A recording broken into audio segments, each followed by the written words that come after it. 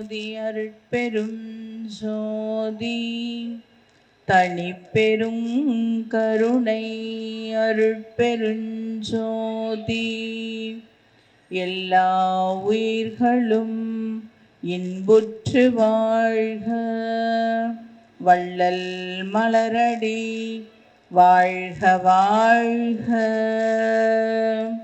எல்லாம் வல்ல அருட்பெரும் ஜோதி ஆண்டவருக்கும் வாடிய பயிரை கண்டபோதெல்லாம் வாடிய வள்ளல் பெருமானாருக்கும் சீர்மிகு சென்னையை தருமமிகு சென்னையாக்கி வாழ்ந்து வழிகாட்டி கொண்டிருக்கின்ற அருள்ஜோதி அண்ணாலய சதீஷ்ராஜ் அடிகளார் ஐயா அவர்களுக்கும் தயவு கருணை அன்பு அருள் உணர்வோடு இந்த சித்திரை மாநாட்டினை நடத்தி கொண்டிருக்கின்ற கண்ணதாசன் ஐயா மற்றும் அவருடன் இருந்து தொண்டு புரிந்து கொண்டிருக்கின்ற அனைத்து அருளாளர்களுக்கும் ஆன்மநேய ஒருமைப்பாட்டு உணர்வோடு இங்கு வந்து அமர்ந்துள்ள அனைத்து அருளாளர்களுக்கும் தயவான வந்தனத்தை தயவோடு தெரிவித்துக் கொள்கின்றேன். இன்னைக்கு சித்திரை 1 ஆண்டுக்கு ஆண்டு 1000 வருகுது சுபதினம். அடுத்தவர் நலனை நினைப்பவர் தமக்கே ஆயுள் முழுக்க சுபதினம்.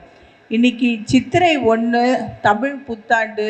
இந்த நாளை எதற்காக நம்மளோட கண்ணதாசன் ஐயா ஒரு சித்திரை மாநாட்டு நாளாக தேர்வெடுத்திருக்காங்கன்னா, வள்ளல் பெருமானாரோட வழியை எல்லாரும் கடைபிடிக்கின்ற பொழுது வருடம் முழுக்க அவங்களோட வாழ்நாளானது ஒரு இனிமையான நாளாக இன்னைக்கு வாழ்த்துகின்ற வாழ்த்து பூரணமான வாழ்த்தா அமைஞ்சு வருடம் முழுக்க காலம் முழுக்க அவங்களுக்கு நிறைஞ்சு விளங்கணுன்ற பெரிய மனசோட தான் நம்மளோட கண்ணதாசன் ஐயா சித்திரை 1 ஒவ்வொரு வருடமா அற்புதமான ஒரு முத்திரை மாநாடாக சிறப்பாக நடத்திக்கிட்டு இருக்காங்க. அது எல்லாருக்குமே ஒரு பெரிய ஆசீர்வாதமான விஷயம்தான். ஏன்னா சிதம்பரம் உலகத்துக்கே ஒரு மைய புள்ளியான ஒரு ஈர்ப்பு இருக்க ஒரு ஸ்தலம். இது சாதாரணமான ஸ்தலம் கிடையாது. இந்த இடத்துல இந்த மாநாடு நடத்துகின்ற பொழுது எல்லோருக்கும் அருளானது பரவி நிறைஞ்சு விளங்கணுன்ற அவரோட உள்ளம் இறைவனோட ஒரு பெருந்தயவு.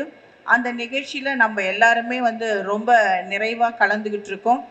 எதற்காக வள்ளல் பெருமானாருக்கான ஒரு விஷயமா மாநாடு, கூட்டம், நிகழ்வுகள், தொடர்ந்து இது மாதிரி நிகழ்ச்சிகள் எல்லாருமே எதற்கு பெருமானாரையே எடுத்துக்கிட்டு ஐயாலாம் செயல்பட்டுக்கிட்டு இருக்காங்க. எதனால் இந்த செயல்பாடுலாம் ரொம்ப முக்கியமாக இருக்குன்றது நம்ம எல்லாருமே அதற்கான சிந்தனையில் இருந்துக்கிட்டே இருக்க வேண்டியது இருக்குது. அது எதுவாக இருக்குன்னா, பெருமானார் நமக்கெல்லாம் சொல்லி கொடுத்த அந்த ஜீவகாருண்யம் தான். ஜீவகாருண்யத்தில் எல்லாரும் தழைச்சி ஓங்குகின்ற பொழுது உலகம் முழுக்க நிறைஞ்ச ஒரு சந்தோஷம் நிறைஞ்சி வழியும். நம்ம எந்த நிலையில் ஜீவகாருண்யத்தில் இருக்கோமோ அந்த நிலையிலிருந்து நாம் நம்மளை உயர்த்திக்க வேண்டியது ஒவ்வொருத்தரோட ஒரு அவசியமான ஒரு தேவைன்னு சொல்லணும். நம்மளோட நிலையிலிருந்து நாம் உயர்த்திக்கணும். நம்மளோட குழந்தை ஆளும் வளரணும், அறிவும் வளரணும், அதுதாண்டா வளர்ச்சின்னு சொல்கிற மாதிரி நம்ம குழந்தை ஒவ்வொரு படியாக வளர்ந்தாதான் ஒரு தாய்க்கும் ஒரு தந்தைக்கும் சார்ந்திருப்பவர்களுக்கும் சந்தோஷம். அதுபோல் நம்மளோட அறிவு வளர்ந்து விரிஞ்சு மலர்ந்து இருக்கும் பொழுதுதான் அது சமுதாயத்திற்கு ஒரு நல்ல மனமுள்ள மலர்ச்சியாக இருக்கும். அதனால் நம்ம எல்லாருமே ஜீவகாருண்யம் சிறந்து விளங்கணும்னு சொன்னால் நம்மளோட வாழ்க்கையோட நிலையானது மனம்ங்கிற ஒரு வழியில் செயல்படாமல் நம்மளோட வாழ்க்கையானது அறிவுங்கிற ஒரு நிலையில் நின்று விளங்குகின்ற பொழுது நாம் ஜீவகாருண்யத்தில் பூரணத்துவம் அடைஞ்சே தீருவோம். ஏன்னா ஒரு எந்த செயல் செய்தாலும் இதற்காக தான் நாம் ஐயா சொல்கிறாங்க, ஜீவகாருண்யம் செய்யும் பொழுது தந்தை தாய் தடுத்தாலும், தாயை தந்தை தடுத்தாலும், மகனை பெற்றோர்கள் தடுத்தாலும், குருவை சிஷ்யன் தடுத்தாலும், சிஷ்யனை குரு தடுத்தாலும், யாரை யார் தடுத்தாலும் ஜீவகாருண்யம் செய்யணும்னு சொல்கிறாங்கன்னா, ஏன்னா ஜீவகாருண்யம் செய்யும் பொழுது பல சூழ்நிலைகள் நம்மளை சூழ்ந்திருக்கும். ஏன்னா தர்மம் செய்வோரை தடுத்து நின்றேனோன்னு ஐயா சொல்கிறாங்க. தர்மத்தை தடுக்கிறதும் தப்பு, தர்மத்தை மற்றவங்க தடுத்தாங்கன்னா அதை நாம் செய்யாமல் இருந்தாலும் தப்பு. அப்போ இதை நாம் எந்த காலகட்டத்துக்கும் செய்யாமல் அதை ஒரு ஒரு நல்ல ஒரு வைராகியமான உணர்வோட நாம ஜீவகாருண்யத்தை சிறமேற்கொண்டு நம்மளோட வாழ்க்கை நெறியானது நின்று விளங்கணும். இப்ப கண்ணதாசன் ஐயா மாதிரி இருக்கவங்க எல்லாம் பெரிய தயவோட ஐயா ஒரு திருமணம் கூட செய்து கொள்ளாமல் தன்னோட வாழ்க்கையை வள்ளல் பெருமானாருக்காகவே அர்ப்பணம் செஞ்சுட்டு வாழ்ந்துகிட்டு இருக்காங்க ஒவ்வொரு வருடமும். ஏன்னா ஒரு இல்லறத்துல இருக்கும் பொழுது இது மாதிரிலாம் செயல்படுறதுங்கிறது ஒரு சாதாரண விஷயம் சொல்ல முடியாது. இல்லறத்தை கடந்து அவர் இந்த சேவை செய்கின்றார். இல்லறத்துல இருக்கிறவங்க எல்லாரும் பூரண நிலை அடையணுமே, எல்லாரும் பூரண நிலை அடைஞ்சா வள்ளலாரை பத்தி தெரிஞ்சுக்கிட்டா அவங்களோட நிலையெல்லாம் சிறப்பா இருக்குமேன்றத உணர்ந்து பெரிய தயவோட இந்த அற்புதமான நிகழ்ச்சியை ஐயா நிகழ்த்திக்கிட்டு இருக்காங்க. இது சாதாரண விஷயம் இல்லை. தனக்குன்னு ஒரு தன்னை மதியாது இருத்தல்னு சொல்லுவாங்க இல்லையா, அந்த நிலையில இருந்து இந்த ஜீவகாருண்யத்தை ஐயா ரொம்ப சிறப்பா செயல்படுறாங்க. நாம ஒவ்வொருத்தருமே நம்மளை யாரு எப்படி தடுத்தாலும் இந்த ஜீவகாருண்யத்துல இதை நான் செஞ்சே தீருவேன். ஏன்னா தடுக்கிறது எதுவா இருக்குன்னு சொன்னா நாம சொல்லிடலாம், என்னோட மனைவி சரியில்லை, நான் எப்படி செய்ய முடியும், என்னோட குடும்ப சூழ்நிலை சரியில்லைன்னு சொல்லிட்டு எல்லா சூழ்நிலைகளையும் எங்கே கருணை இயற்கையில் உள்ளன அங்கே விளங்கி அருட்பெரும் சிவமேன்னு ஐயா சொல்றாங்க. அப்ப இயற்கையாவே சிவம் கருணையாக தான் விளங்குது. அப்ப அந்த கருணையை தாண்டி நமக்கு பல சூழ்நிலைகள் வருதுன்னு சொன்னா அது நம்மளோட கர்மாவோட சூழ்நிலையா தான் இருக்கு. அப்ப அந்த கர்மாக்களை எல்லாமே நாம் ஏற்றுக்கொண்டு அந்த ஒவ்வொரு படிக்கலையும் நாம் என்ன பண்ணணும், எல்லாமே அது அடுத்தடுத்தடுத்து நம்மளோட வளர்ச்சியானது ஜீவகாருண்யத்துல அதுல நம்ம படியில அடுத்தடுத்து மேன்மை நிலைக்கு போய்கிட்டே இருக்கணும்ன்றதுல நாம எல்லாம் ஸ்திரமான ஒரு வைராகியத்துல இருக்கணும். ஐயா மாதிரி இருக்கிறவங்க செய்யற ஜீவகாருண்யத்துக்கு நான் என்னால முடிஞ்சதை அவர் ஒவ்வொரு வருடமும் அண்ணாலயத்துக்கு வருவாங்க. அவர் நம்ம இடத்துக்கு மட்டும் பல இடங்களுக்கும் ஐயா அவங்க கூட இருக்கிறவங்களை எல்லாருமே அழைச்சிட்டு போய் பேசி எல்லாமே செயல்பட்டு செய்கிறாங்க. நாம் எல்லாருமே முடிஞ்ச உடனே சித்திரை வருதுன்னு தெரிஞ்ச உடனே இந்த முறை எனக்கு அதுதான் தோணுச்சு. ஏன்னா அவங்க அன்பா வரும்பொழுது நாம் அங்கே இருக்க முடியாத சூழ்நிலையும் இருக்கு. அப்போ எனக்கு ஒரு விஷயம் என்ன தோணுச்சுன்னா, ஐயா நாம் அப்படி சொன்னால் அவங்களுக்கு எவ்வளோ பெரிய மனசுக்கு மகிழ்ச்சி வரும் இல்லையா.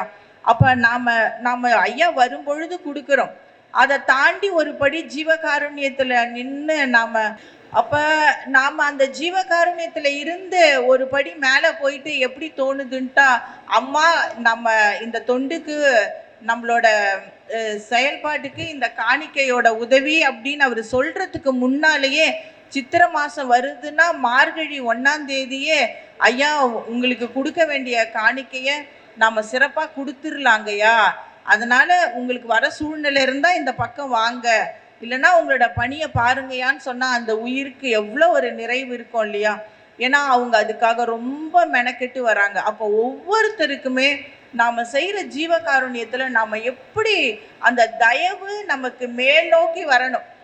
ஒரு தம்பி என்கிட்ட கேட்டார், ஒரு காலேஜ் ஸ்டூடெண்ட்ஸு, அம்மா இப்போது எல்லாமே சாப்பாடு போட்டு எல்லாம் சோம்பேறி ஆகுறாங்கன்னு சொல்கிறாங்க, அது அப்போ சாப்பாடு போடலாமா, ஜீவகாருண்யம் தேவைதானா அப்படின்னு கேட்டார்.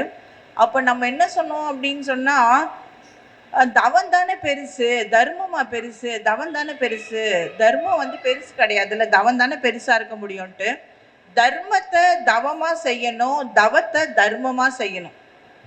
தர்மம் செய்கின்ற பொழுது நான் என்கின்ற அந்த அகங்கார பற்று நமக்கு இல்லாமல் சர்வம் சிவமயம்ங்கிற உணர்வோட பற்றுக பற்றற்றான் பற்றினை அப்பற்றினை பற்று விடற்குங்கிற உணர்வோட நான் சாப்பாடு போடுறேன், அதனால நான் ஒரு பேனர் போடுறேன், அதனால நான் ஒரு போஸ்டர் போடுறேன், அப்படியெல்லாம் எந்த ஒரு உணர்வுமே இல்லாம இதை செயல்படுத்துறது இறைவன் தான் அப்படிங்கிற ஒரு உணர்வோட என்னால இந்த உணவு அவங்களுக்கு கிடைக்கல. விவேகானந்தர் கூட ரொம்ப அழகா சொல்லுவாங்க, நீ ஒருத்தருக்கு ஒரு ரூபாய் கொடுத்துட்டீன்னா நான் ₹1 அவங்களுக்கு கொடுத்துட்டேன் பத்தியா அப்படின்னு சொல்லிட்டு நீ பெருமைப்படாத, அவங்க அந்த ₹1 வாங்கலைன்னா நீ ₹1 அவங்களுக்கு கொடுக்க முடியுமா. எவ்வளோ அழகான வரிகள் பாருங்க.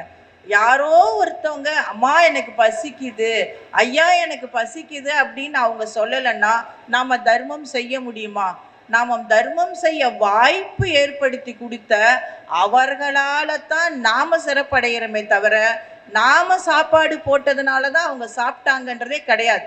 அப்ப நம்மளோட ஜீவகாருண்யம் எப்படி இருக்கணும்னு சொன்னா, நம்ம சாப்பாடு போட்டதுனால அவங்க சாப்பிடுறாங்கன்ற அந்த உணர்வு இல்லாம, எல்லாம் வல்ல இறைவன் எனக்கு இந்த பெரும் பாக்கியத்தை கொடுத்திருக்காரு அப்படிங்கிற அந்த தயவு நிலையில நின்று, தயவு பெருநிலைக்கு சென்று அருள் உணர்வோட அப்படியே ஊன்றி ஆழ்ந்து அந்த தர்மத்தை எல்லாருக்கும் கொடுக்கிற அந்த குணத்தையும் பண்பையும் பணிவையும் நாம வளர்த்துக்கிட்டோம்னு சொல்லுகின்ற பொழுது, நமக்குள்ள இருக்க அந்த அருட்பெரும் ஜோதி சுடரோட அருள் ஒளிய நம்ம பரிபூரணமா அனுபவிக்க முடியும். ஐயா சொல்றாங்க, ஜீவகாருண்யம் விளங்குகின்ற இடத்தில் அன்பும் அறிவும் உடனாக விளங்கும் சொல்றாங்க. அப்ப அந்த அன்பு வெளிப்பட்டாலே அறிவு தெளிவா வெளிப்படுது. அறிவு தெளிவா வெளிப்படுகின்ற பொழுது அறிவுதான் தெய்வமா இருக்கு. ஜீவகாருண்யம் செஞ்சா உனக்கு மோட்ச வீட்டோட திறவுகோல் கிடைக்கும்னு சொல்றாங்க. எந்த மோட்ச வீட்டோட திறவுகோல்? எந்த மோட்ச வீட்டோட திறவுகோல் கிடைக்கணும்னு சொன்னா, நமக்கு சகசிரஹாரத்துல இருக்க இந்த 3வது கண் எதனால திறக்கப்படும் சொன்னா, இறைவனால் மட்டும்தான் திறக்க முடியும். எதை கொண்டு அடிச்சாலும் அதை திறக்கவே முடியாது. அந்த 3வது கண்ணா இருக்க அந்த 3வது கண் ஒளி, அந்த ஒளியை தரிசனம் பண்ணி அதுவாகவே ஆகணும், அந்த பேரொளி ஆனந்தத்தை அனுபவிக்கணும்னு சொல்லும் பொழுது அது எதனால கிடைக்கும்னு சொன்னா, ஜீவகாருண்யத்தினால மட்டும்தான் கிடைக்கும். அந்த ஜீவகாருண்யம் 2 விஷயமா இருக்கு. எது முக்கியமா என்னன்னா, அடுத்த உயிர்களுக்கு பசிக்கும் பொழுது கொடுக்கறது, அதே நேரத்துல நம்மளோட உடம்பையும் ரொம்ப ஜீவகாருண்யமா ஒவ்வொருத்தருமே பார்த்து கொள்ள வேண்டியது ரொம்ப ரொம்ப ரொம்ப அவசியமா இருக்கு. எல்லாருமே சாப்பாடு போடுறோம். சாப்பாடு போடுகின்ற பொழுது ஐயா எல்லாருக்குமே ஒரு தயவான வேண்டுகோள். எல்லாருமே சாப்பாடு போடுறோம், கருணையா இருக்கும், உண்மையா இருக்கும், தயவா இருக்கும். சாப்பாடு போடுறதோட ஐயா சொன்ன ஆகாரங்களை எல்லாம், ஐயா உரைநடை பகுதியில சொன்ன நித்திய கர்ம விதியில சொன்ன விஷயங்களை எல்லாம் நாம ரொம்ப தயவா கடைபிடிக்கணும். இந்த மாநாட்டோட நோக்கமா அதுவா நாம எல்லாரும் உறுதி எடுக்கணும். இன்னைக்கு கண்ணதாசன் ஐயா ரொம்ப மெனக்கெட்டு தமிழ்நாடு முழுக்க பயணம் செஞ்சாரு. ஐயா தமிழ்நாடு முழுக்க பயணம் செஞ்சு மிக பெரிய மனசோட பெரிய தயவோட நம்மளையெல்லாம் இங்க வர வச்சிருக்காங்க. அப்ப நம்ம எல்லாருமே ஒரு பெரிய உணர்வை இங்க நாம பகிர்ந்துக்கணும். இங்க நம்ம பதிவு பண்ணிக்கணும். என்னன்னா, என்னால முடிஞ்ச ஜீவகாருண்யத்தை அடுத்த உயிர்களுக்கும் செய்வதோட என்னோட ஜீவனையும் நான் சரியா பார்த்துக்கணுன்றதுல நம்ம எல்லாருமே ரொம்ப வைராக்கியமா இருக்கணும். ஐயா சொன்ன உரைநடை பகுதியில இருக்க நித்திய கர்ம விதிய நாமெல்லாம் முறையா கடைபிடிக்கணும். நிறைய சன்மார்க்கிகள் தயவோட இருக்காங்க. ஒரு வீட்டுல ஒரு அம்மா இருப்பாங்க. அம்மா என்ன பண்ணுவாங்கன்னா, சுட சுட சமைப்பாங்க. ஆனா சமைச்சிட்டு பிள்ளைங்களுக்கெல்லாம் கொடுத்துட்டு முன்னால் என்ன சமைச்சு வச்சோமோ அதை சூடு பண்ணி, எது கெட்டு போய் வீணா இருக்குமோ அதை சாப்பிட்டு அந்த அம்மா உடம்ப கெடுத்துக்கிட்டாங்கன்னா அந்த குடும்பத்துல இருக்க குழந்தைங்களுக்கெல்லாம் எவ்வளவு பெரிய பாதிப்பு இல்லையா? அப்ப ஜீவகாருண்யத்துல இருக்கிறவங்க எல்லாம் தயவோட ஜீவகாருண்யம் செய்கின்ற பொழுது நாமளும் நம்மளோட உடம்ப ஐயா சொன்ன விஷயங்களை எல்லாம் ரொம்ப சிறப்பாகவும் ஸ்ரத்தையாவும் கடைபிடிச்சு நம்ம நிறைய பெருசு பெருசா பேசணும், யோசிக்கணும். மரணமில்லா பெருவாழ்வுலாம் இருக்கட்டும். எத்தனை பேர் வீட்டுல ஃப்ரிட்ஜில் வைக்காத மாவு இட்லி சாப்பிட்றீங்கன்னு சொல்லுங்க பார்க்கலாம். சன்மார்க்கத்துல இருக்க எல்லாருமே சரி, வாரத்துல ஒரு நாள் வீட்டுல அம்மா மாவு அரைச்சி வச்சிருவாங்க. காலை இட்லி, சாயங்காலம் தோசை. ஐயா அப்பம், இட்லி, அதாவது தோசை இதெல்லாம் எடுத்துக்காதீங்கன்னு சொல்றாங்க. ஆனா சன்மார்க்கத்துல இருக்க எல்லாரும் நம்ம நிறைய பேசுறோம். ஆனா ஃப்ரிட்ஜில் இருக்க மாவை எடுக்கிறது, தோசை ஊத்துறது, சாப்பிட்றது, அப்புறம் லோ பிபி வந்துருச்சு, என்னால நடக்க முடியல, நிக்க முடியல, முட்டி வலிக்குது, இடுப்பு வலிக்குது அப்படின்னு சொன்னா அப்ப நமக்கு எப்படி இதெல்லாம் வராம இருக்கும்? அடுத்த ஜீவர்கள் காப்பாற்றப்பட வேண்டும்னு நினைக்கிற நாமளும் ரொம்ப தயவோட ஐயா சொன்ன எல்லாரும் ஒரு உறுதி எடுத்துக்கணும். வள்ளலார் சொன்ன ஆகாரங்களை கட்டாயமா நான் கடைபிடிப்பேன். என்ன ஆகாரங்கள்னா ஐயா சொல்ற 5 கீரைகளை தயவோட எல்லாமே சாப்பிடுங்க. ஐயா கரிசாலை மகா கருணாமூர்த்தி இறைவனால் கொடுக்கப்பட்டதுன்னு சொல்றாரு. அதை தயவோட பதிவு பண்ணிக்கோங்க. எல்லாரும் கேட்டுக்கிட்டு எல்லாம் நுழைஞ்சுதா அப்படின்னு ஆசிரியர் பாடம் நடத்தும் போது கேட்டா மாணவன் சொன்னா, சார் ஏன்னா அந்த பையன் ஆசிரியரை கவனிக்க மாட்டான், அவன் எலியே பார்த்துக்கிட்டு இருப்பான். சார் எல்லாம் நுழைஞ்சு சார் எலிக்கு, ஆனா அதோட வால் மட்டும் நுழையலன்னுவான். அது மாதிரி இங்க எல்லாரும் கேட்டுக்க முடியுதோ இல்லையோ, ஆனா ஒரே ஒரு உயிர் அதனால பயனடைஞ்சா கூட போதும். ஏன்னா ஐயா சொல்றத நம்ம வீட்டில் பாருங்களேன், நம்ம வீட்டில் தினம் நம்ம அண்ணாலயத்தில் 7000 பேருக்கு சமைப்போம். அங்கே கொஞ்சம் தக்காளிலாம் பக்குவப்படுத்துறதுக்காக ஃப்ரீசர் இருக்குது. ஆனால் நம்ம ஆலயத்தில் தினமுமே ஒரு 10 பேர் 12 பேருக்கு மதியம் இரவு ஆகாரம் எடுத்துக்குவாங்க. ஆனால் நம்ம வீட்டில் ஃப்ரிட்ஜே கிடையாது. ஏன்னா அது ரொம்ப அவசியமே இல்லை அப்படிங்கிற உணர்வு எல்லாருக்குமே வந்துருச்சுன்னா எல்லாருமே நல்லா இருக்கலாம். அதனால எல்லாருமே நம்மளோட உடம்பெல்லாம் நம்ம ரொம்ப நல்லா பார்த்துக்கணும். ஏன்னா ஜீவகாருண்யம்னா அதுதான் ரொம்ப ரொம்ப ரொம்ப அடிப்படையா இருக்கு. ஏன்னா அடிப்படையான விஷயங்களை நம்மளை தேத்திக்க வேண்டியது, பக்குவப்படுத்திக்க வேண்டியது இருக்கு. ஐயா 5 கீரை சொல்லியிருக்காங்க. இங்க ஒரு 10 பெண்களாச்சும் இருப்போம். அதுல அம்மா எல்லாம் ரொம்ப சிறப்பா கவனிக்கிறீங்கம்மா. அதனால நீங்க தயவா கேட்டுக்கோங்க. மகா கருணாமூர்த்தி இறைவனால் எனக்கு கொடுக்கப்பட்ட மூலிகை சொல்லிட்டு கரிசாலங்கண்ணி கீரையை சொல்றாங்க. எவ்வித தந்திரத்திலேயாச்சும் இதை சாப்பிடுங்கன்னு சொல்றாங்க. வல்லாரை எடுத்துக்கணும், தூதுவளை எடுத்துக்கணும், பொன்னாங்கண்ணி கீரை எடுத்துக்கணும், முசுமுசிக்காய் எடுத்துக்கணும். இந்த கீரையெல்லாம் சாப்பிடுங்க. கத்திரிக்காய், முருங்காய், வாழைக்காய், முள்ளங்கி இது போன்ற காய்கறிலாம் தினமும் சாப்பிடுங்கன்னு சொல்றாங்க. நம்ம பெரிய பெரிய விஷயம் மரணமில்லா பெருவாழ்வுங்கிறது கிடைக்கும்.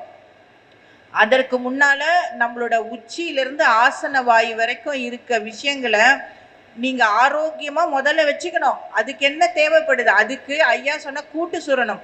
கரிசாலை, தூதுவளை, முசுமுசுக்க, சீரகம் போட்ட கஷாயத்தை தினமும் குடிங்கன்னு சொல்றாங்க. இந்த கஷாயெல்லாம் ஐயா மாதிரி கண்ணதாசன் ஐயா கிட்டலாம் கேட்டு வாங்கி தயவோட எல்லாரும் பயன்படுத்தி ஐயாவோட மாநாட்டுக்கு வந்ததுனால ஐயா வந்தாரு, நிகழ்ச்சி நடந்தாரு, கூப்பிட்டாரு, போனோம். வள்ளலாரை பார்த்தோம், அழகா இருந்தாரு, அம்சமா இருந்தாரு. அவர் வச்ச விபூதியை எடுத்து வச்சுக்கிட்டோம், சந்தோஷப்பட்டோம், நிறைவு. அடுத்தது சாப்பாடு இருக்கு, சாப்பிட போறோம், கிளம்ப போறோம்.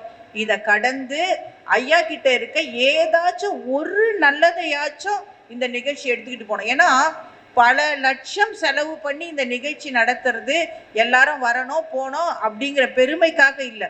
யாராச்சும் ஏதாச்சும் ஒன்னாச்சும் யாரோ ஒருத்தர் சொல்லி கொடுத்துதான் இன்னைக்கு வெள்ளை ட்ரெஸ் போட்டாதான் நல்லது, சன்மார்க்கத்துல நடக்கிறது சிறப்பு, கம்மல் மூக்குத்திலாம் வேண்டாம், 9 துவாரம் போதும், அதுக்கடுத்தது எதுக்கு உனக்கு துவாரம் சொல்லி யாரோ ஒருத்தர்ல என்னோட கணவர் சொன்னதுதான், வேணாமா ஐயா கம்மல் முகுத்திலாம் போடக்கூடாதுன்னு சொல்லிட்டாரு, வெள்ளை உடதாமா போடணும்னு சொன்னதை கேட்டு ஒருத்தவங்க சன்மார்க்கத்திலிருந்து சொல்லும் பொழுது கேட்கறதுனால பக்குவப்படுற மாதிரி இந்த நிகழ்ச்சியில யாராச்சும் ஒருத்தராச்சும் சன்மார்க்கத்தோட அடிப்படைகள்லாம் எடுத்துக்கிட்டு இதெல்லாம் கடைபிடிச்சா நல்லது அப்படிங்கிற உணர்வு இந்த தேதிக்கு ரொம்ப சிறப்பு.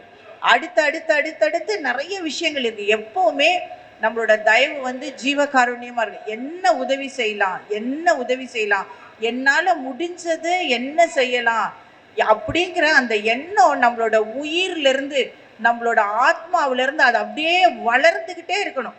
அது அப்படியே வளர்ந்து வளர்ந்து வளர்ந்து அப்படியே விருட்சமா மலரணும்.